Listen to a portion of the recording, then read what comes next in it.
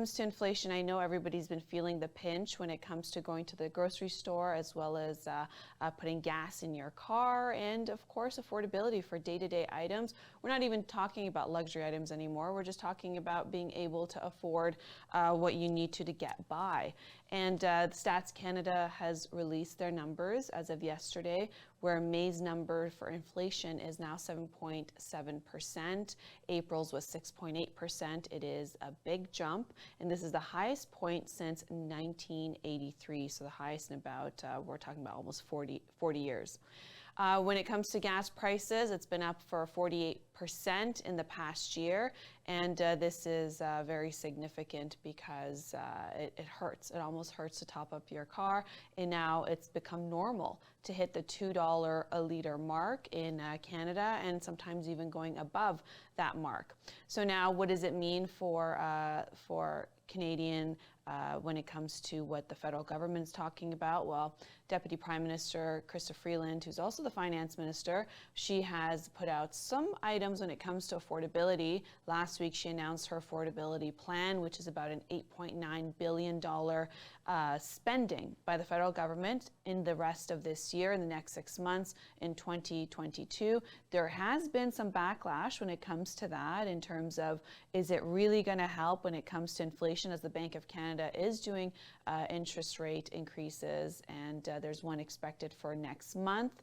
And so a lot of analysts and economists are saying, well, potentially the government needs to hold back on some of its spending, as it's not going to curb inflation. If anything, it's going to add to it.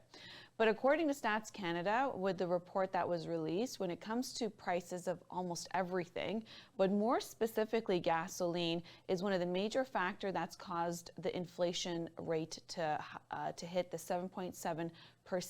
Gas prices have risen about 12% in the month of May alone. Very significant. That's up 48% in just compared to last year, which is May 2021.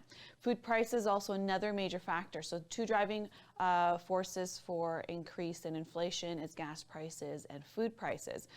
When it comes to the grocery bill, well, that's an increase of 9.7% over the last year. So if you can imagine buying the same items compared to what you did in 2021 of May is now 10% more expensive. Now, have you increased your income by 10%? Or when it comes to gas, where it's 48% more expensive, it's very significant.